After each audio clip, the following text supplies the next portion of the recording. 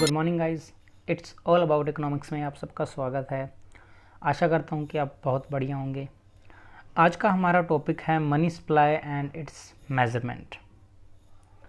तो स्टार्ट करते हैं इसको हम। मनी सप्लाई, देखिए मनी सप्लाई से आप क्या समझते हैं। सबसे पहले तो हम मनी सप्लाई की बात कर लेते हैं। काफ़ी सुना है हमने demand of money, money supply, ठीक है। और जब हमने डिमांड ऑफ मनी की थ्योरीज़ की थी, क्वांटिटी थ्योरी ऑफ मनी और कैश बैलेंस अप्रोच, तो उसमें भी हमने सप्लाई ऑफ मनी को डिस्कस किया था। तो दोबारा से एक बार इसकी डेफिनेशन देख लेते हैं कि सप्लाई ऑफ मनी क्या होती है। देखिए, the total stock of money circulating in an economy is the money supply. Economy में जितना भी पैसा सर्कुलेशन में है उसको हम मनी सप्लाई बोल देते हैं जनरल टर्म में, ठीक है।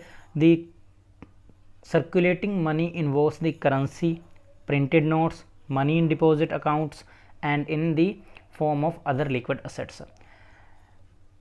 देखिए, मनी सप्लाई से हम अगर नॉर्मल हम बताते हैं किसी को भी कि मनी सप्लाई होती क्या है, तो उसमें हम क्या लेते हैं कि money supply refers to the total amount of money held by the public in an economy, ठीक है। लोगों के पास कितना पैसा है, कितना उनके पास बैंक में पड़ा है, ठीक है, बैंक डिपॉजिट के तौर पर पड़ा है, और जो भी उनके पास लिक्विड असेट्स हैं, ठीक है, उसको हम मनी सप्लाई कह देते हैं।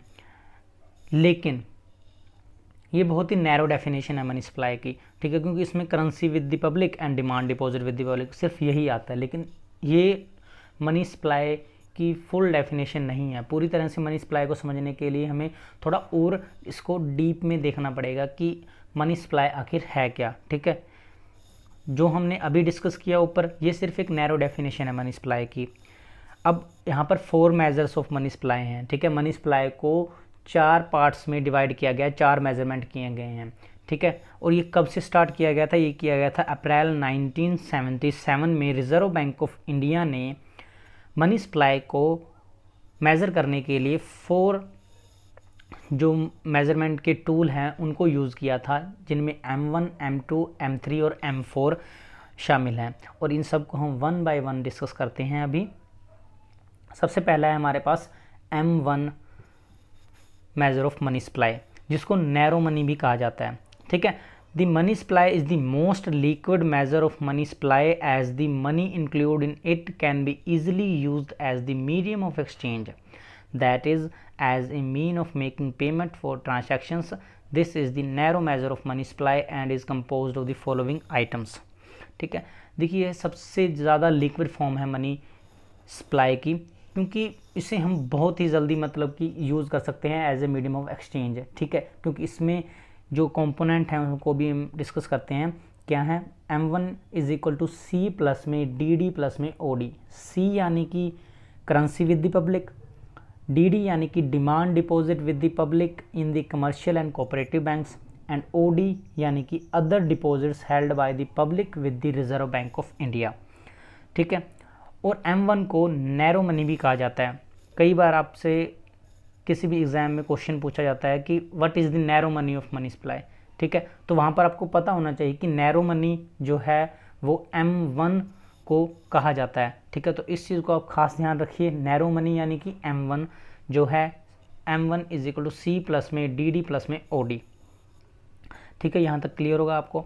अब करेंसी में क्या आता है, डिमांड डिपॉजिट में क्या आता है और अदर डिपॉजिट में क्या कुछ इंक्लूड होता है, उनको देख लेते हैं, ठीक है। Currency with the public in the above major of money supply constitute following: notes in circulation, circulation of rupee coin as well as small coin and cash reserve on the hand with all banks, ठीक है। Currency में हमारे पास आता है कि कितने notes हैं market में सर्कुलेशन हो रहे हैं, और circulation of 1 rupee as well as small coins, कि 1 रुपी के नोट और जो कॉइन्स हैं वो, क्योंकि 1 रुपी का जो नोट होती है वो RBI इशू नहीं करती, वो फाइनेंस जो हमारा डिपार्टमेंट है वो इशू करता है, ठीक है। और स्मॉल कॉइन्स जो भी सर्कुलेशन में है मार्केट में वो, और cash reserve on the hand with all the bank, और बैंकों में कितना अमाउंट कैश है। अब note that the measuring demand deposits with the public in the bank, interbank deposits that it deposited held by the bank in other banks are excluded from this measures। इसमें सिर्फ जो individual जो हम अपने demand deposit में पैसा जमा करते हैं वही है। एक बैंक की दूसरे बैंक में जो ट्रांजेक्शन्स हो रही हैं या जो उन्होंने पैसा इधर से उधर जा रहा है वो इंक्लूड नहीं है इसमें।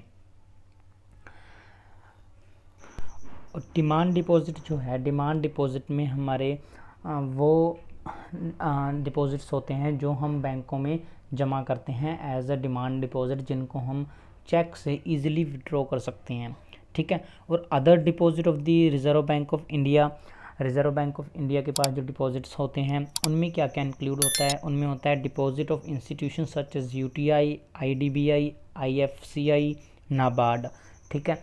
इनके जो डिपॉजिट्स होते हैं आरबीआई के पास वो हैं। अब demand deposit of foreign central bank and foreign governments, demand deposit of IMF, international monetary fund and the world bank, ठीक है। उनके जो डिपॉजिट्स हैं वो जो आरबीआई के पास होते हैं वो सब इंक्लूड होते हैं अदर डिपॉजिट में। अब it may be noted that other deposit of the Reserve Bank of India constitute a very small proportion, less than 1%।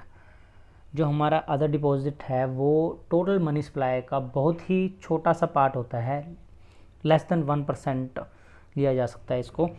अब नेक्स्ट है हमारे पास मनी सप्लाई M2, ठीक है।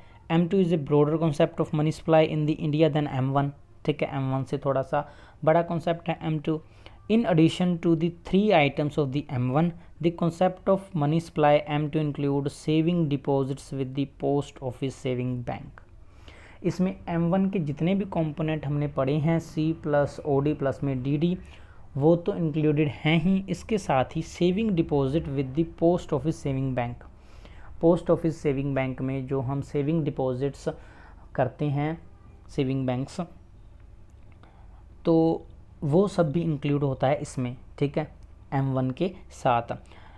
अब बात ये आती है कि सिर्फ एक ही कंपोनेंट है इसमें, saving deposit with the post office saving bank, तो हम इसको M1 में ही ले लेते। जहाँ पर हमने 3 मेजर लिए हैं वहाँ पर हम ये चौथा मेजर भी साथ में ले लेते। इसको अलग से पढ़ने की क्या ज़रूरत है, इसको M2 क्यों कहा गया है, ठीक है। तो इसका रीज़न ये है कि जो M1 के जो कंपोनेंट हैं जिनमें करेंसी, डिमांड डिपॉजिट और अदर डिपॉजिट्स हैं वो लिक्विड एसेट्स हैं, ठीक है। उनको इजीली कन्वर्ट किया जा सकता है एज अ कैश में, ठीक है। लेकिन जो saving deposits of the post office saving banks, ये M1 के जो पहले वाले कंपोनेंट हैं उनके जितने लिक्विड नहीं होते, ठीक है। लेकिन ये टाइम डिपॉजिट जो हमारे पास होते हैं, फिक्स्ड डिपॉजिट, ठीक है, उनके मुकाबले में थोड़े लिक्विड होते हैं, लेकिन M1 के मुकाबले में इतने लिक्विड नहीं होते, ठीक है। इनको कन्वर्ट करना कैश में थोड़ा सा डिफ़िकल्ट होता है, ठीक है। तो इसलिए इनको अलग से स्टडी किया गया है, ठीक है। नेक्स्ट करते हैं हम M3, ठीक है। M3 को ब्रॉड मनी भी कहा जाता है, ठीक है। आपको सिर्फ 2 चीज़ें याद रखनी हैं। पहली तो आपसे पूछा जाएगा कि नैरो मनी क्या होता है, ठीक है। तो जब नैरो मनी की बात आए तो आपको वहाँ पर M1 का जिक्र करना है, ठीक है। C+ में OD+ में DD, ठीक है। और जहाँ पर आपसे ब्रॉड मनी पूछा जाए वहाँ पर आपको याद रखना है कि M3 जो है, M3 measurement of money supply जो है वो ब्रॉड मनी होता है। मोस्टली एग्जाम्स में ये पूछा जाता है, इसलिए आपको बोल रहा हूँ कि आप इसको ध्यान में रखें, ठीक है। M1 narrow money, M3 broad money. In addition to the item of money supply including in M1, in the money supply M3 time deposit with the bank also include। देखिए अब M3 में क्या होता है, M3 में M1 के जो तीनों कंपोनेंट हैं, ठीक है, C+ OD+ में DD, उनके साथ time deposits with the banks जो हैं उनको रखा जाता है, ठीक है। जो एक स्पेसिफिक टाइम पीरियड के लिए हम बैंक में जमा करते हैं कि उससे पहले हम उसको विड्रॉल नहीं कर सकते। जब हमारा वो मैच्योरिटी पीरियड, टाइम पीरियड पूरा होगा तब हम उसको विड्रॉ कर सकते हैं, ठीक है। It is generally thought that time deposit serve as the store of value, ठीक है, क्योंकि हमने उसको एज ए स्टोर वैल्यू के रूप में रख रहे हैं, ठीक है। मान लीजिए आपने 1 साल के लिए या 5 साल के लिए पैसा जमा कर दिया, तो अब 5 साल का पीरियड, जब तक वो मैच्योरिटी पीरियड पूरा नहीं होता आप उसको निकाल नहीं सकते, ठीक है। तो वो हमारी as a store of value होगी, स्टोर ऑफ मनी हो गया, ठीक है। Represent the saving and are not liquid as they can not be withdrawn through drawing cheque on them, ठीक है, जिसको हम निकाल नहीं सकते। लेकिन टाइम डिपॉजिट का एक फ़ायदा ये है कि आप उसके ऊपर जो बैंक से लोन है वो इजीली ऑब्टेन कर सकते हैं, क्योंकि वो टाइम डिपॉजिट फिर आपका एज ए सिक्योरिटी जो है बैंक के पास पड़ा होता है, ठीक है। लेकिन ऐसा नहीं है कि हम टाइम डिपॉजिट को कभी निकाल ही नहीं सकते, ऐसा नहीं होता। आप उसको निकाल सकते हैं अगर आपकी कोई इमरजेंसी हो गई है और आपको अर्जेंट पैसे की ज़रूरत है, तो आपका जो टाइम डिपॉजिट है आप उसको भी विड्रॉ कर सकते हो। उसके लिए बस आपको क्या करना होगा कि जो आपका इंटरेस्ट पहले मिल रहा था, ठीक है, या मिलने वाला था, उसको आपको फोरगोन करना होगा, ठीक है। तो थोड़ा सा मतलब उसमें पैसा कट करके आपको दे दिया जाएगा, जो भी आपका मतलब कि लोन अमाउंट है, मतलब कि अमाउंट है, सॉरी, वो। अब नेक्स्ट हमारे पास है मनी सप्लाई M4, ठीक है।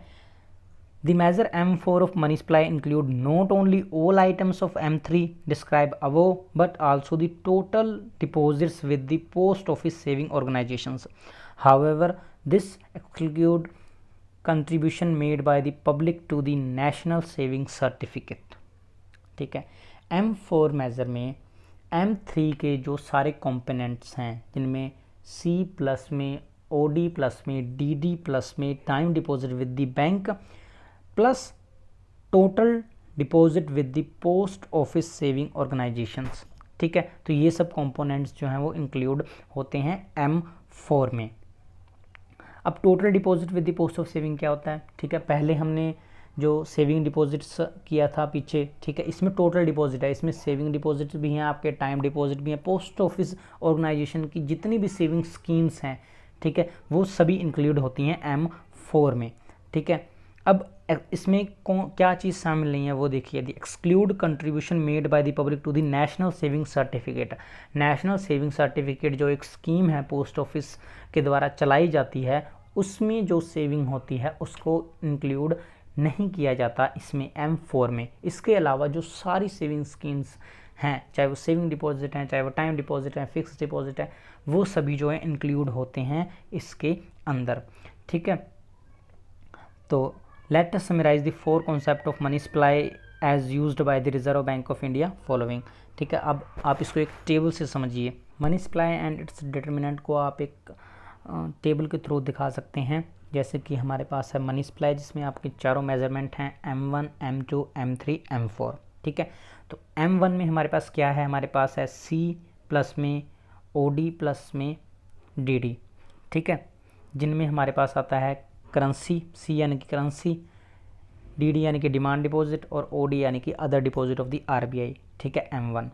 M2 में हमारे पास क्या है, M2 में हमारे पास M1 है, ये तीनों कंपोनेंट हैं, प्लस में saving deposits with the post office saving bank है, ठीक है।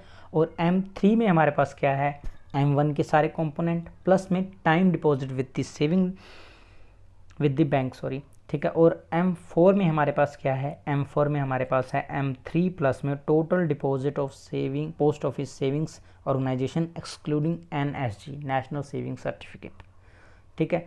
देखिए M1 आपको सिर्फ M1 का ध्यान रखना है खास, तो इसमें 3 कंपोनेंट हैं वो, और उसके बाद M2 में M1 के जो सारे कंपोनेंट हैं वो तो हैं ही, M1 प्लस में जो saving deposit with the post office saving है, और M3 में M1 है और time deposits with the bank हैं, और M4 में M3 और total deposit of post office saving organisation excluding NSG। तो M1 हमारा नैरो मनी है और M3 हमारा ब्रॉड मनी है। तो ये था आपका money supply and it's measurement. Next video में हम कोशिश करेंगे कि हम मनी सप्लाई और उसकी डिटरमिनेंट को स्टडी करें, जिनमें हम हाई पावर्ड मनी को डिस्कस करेंगे और मनी मल्टीप्लायर को भी डिस्कस करेंगे, ठीक है। तो आशा करता हूँ कि आपको अच्छे से समझ में आ गया होगा, और नेक्स्ट वीडियो में हम मिलते हैं। अगर आपको ये पसंद आया और आपकी हेल्प हुई हो इससे, तो please like and subscribe. Thank you very much, see you soon.